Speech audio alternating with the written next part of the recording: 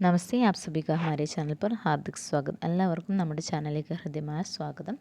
ഇന്ന് രീതിമുക്ത കാവ്യധാരയിലെ കവിമാരും അവരുടെ രചനകളുമാണ് ഡിസ്കസ് ചെയ്യുന്നത്.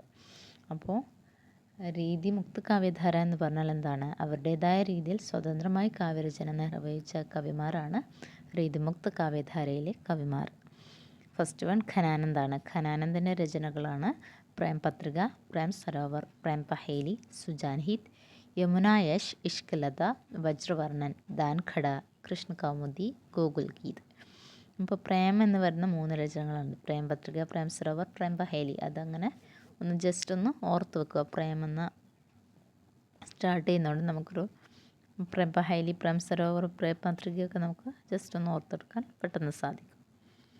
ആലത്തിൻ്റെ രചനകളാണ് മാധവാനൽ, കാം കന്തല, ശ്യാം സനേഹി, സുധാമാചരിത്, ആലം കേളി. അപ്പോൾ ആലം കേളി നമുക്ക് വളരെ ഈസി ആയിട്ട് ഓർത്തെടുക്കാം. ആലത്തിൻ്റെ രചനയാണ് ആലം കേളി. ശ്യാം സനേഹി, സുധാമാചരിത്, മാധവാനൽ, കാം കന്തല. നെക്സ്റ്റ് ബോധ. ബോധയുടെ രചനയാണ് ഇഷ്ക്നാമ, വിരഹ്വാരിഷ്.